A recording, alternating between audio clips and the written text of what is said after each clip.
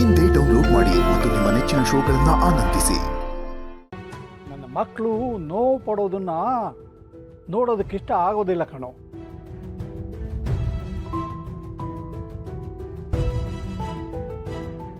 ಇವಳು ನಮ್ಮನೆ ಸೊಸೆ. ಇವಳು ಕಣ್ಣೀರು ಹಾಕಿದ್ರೆ ಈ ಮನೆಗಲ್ಲ, ಆ ಮನೆಗೂ ದರಿದ್ರ ಸುತ್ತಕೊಳ್ಳುತ್ತೆ. ಇದು ನಿನಗೆ ನೆನಪಿರ್ಲಿ ರತ್ನಮ್ಮ. ಅಳಬೇಡ, ಕಣ್ಣೀರು ಹಾಕ್ಬೇಡ.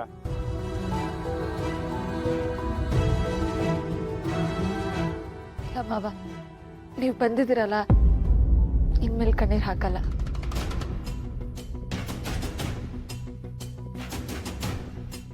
ಜನ ಪಂಚಾಯಿತಿ ತೀರ್ಮಾನ ಗೌರವಿಸಿ ಅದಕ್ಕೆ ಮರ್ಯಾದೆ ಕೊಟ್ಟು ಊರು ಸೇರಬೇಕು ಅಂತಾರೆ. ಅದು ಈ ಹಳ್ಳಿ ಕಾನೂನು ಕೂಡ. ಹಾಗಂತ ಅವ್ರ ತಲೆ ಬೋಳಿಸಿ ಸುಳಿ ತೆಗಿಯಕ್ಕಾಗತ್ತೇನೋ? ಇಲ್ವಲ್ಲ. ಅದನ್ನೇ ರಾತ್ರಿ ಎಲ್ಲ ಯೋಚನೆ ಮಾಡಿದೆ, ಯಾಕೋ ಸರಿ ಅನ್ನಿಸ್ಲಿಲ್ಲ.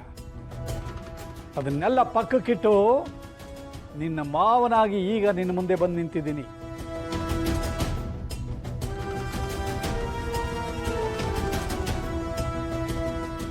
ಪಾರು,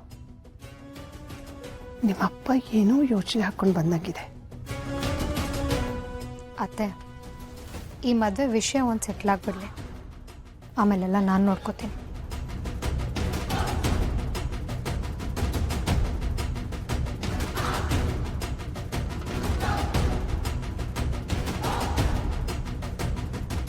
ಎತ್ತು ಎಳಸಾದ್ರೆ ಮುದುಕ ಹೊಡಿಬೇಕು, ಎತ್ತು ಮುದಿ ಆದರೆ ಹುಡುಗ ಹೊಡಿಬೇಕು ಅನ್ನೋ ಹಾಗೆ ಈ ವೀರಭದ್ರನಿಗೆ ಯಾವಾಗ ಏನು ಮಾಡಬೇಕು ಅಂತ ಚೆನ್ನಾಗಿ ಗೊತ್ತು ಕಣೋ ಶಿವು. ಊರು ಜನ 100 ಮಾತಾಡ್ತಾರೆ, ಅದನ್ನ ಆಮೇಲೆ ಪಂಚಾಯತಿನಲ್ಲಿ ತೀರ್ಮಾನ ಮಾಡಿದ್ರೆ ಆಯ್ತು. ಆದರೆ ಯಾವುದೇ ಕಾರಣಕ್ಕೂ ಈ ಮದುವೆ ನಿಲ್ಲಬಾರ್ದು ಅಲ್ವಾ?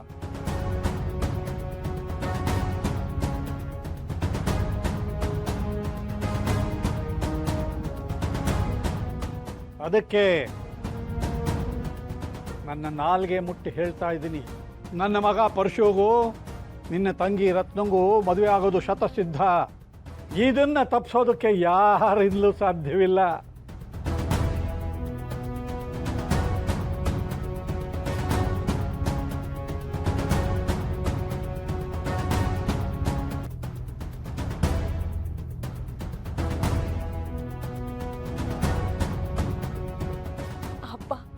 ಅಂತೂ ಆ ಮಕ್ಕಳವ್ವ ಕಣ್ಬಿಟ್ಲು.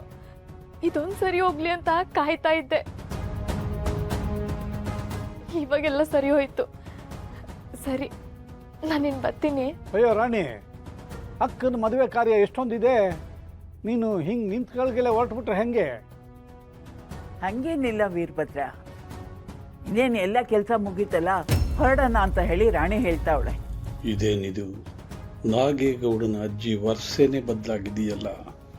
ಇರಲಿ, ಮೊದಲು ಶಿವು ವಿಚಾರ ನೋಡೋಣ. ಸರಿ ಕಣಜ್ಜಿ, ಹುಷಾರಾಗಿ ಹೋಗಿ ಬರವ.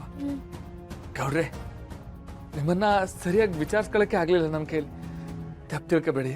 Don't worry, chill. ಏನೋ ಚೀಲ ಕೇಳ್ತವ್ರೆ.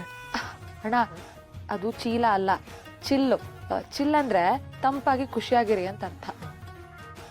ಓಹೋ, ಹಂಗ ಮಾವ ಬಂದಾಯ್ತಲ್ಲ, ಇನ್ನು ಎಲ್ಲ ತಂಪಾಗಿರ್ತೈತೆ. ರಾಣಿ ಬಾ, ಅರ್ಶಿನ ಕುಂಕುಮ ಕೊಡ್ತೀನಿ. ಬನ್ನಿ ಬನ್ನಿ ಬನ್ನಿ, ಹೋಗಪ್ಪ. ನಮ್ಮ ಮನೆ ದೀಪ ಅಣ್ಣಯ್ಯ, ನಮ್ಮೊಡಲ ಜೀವ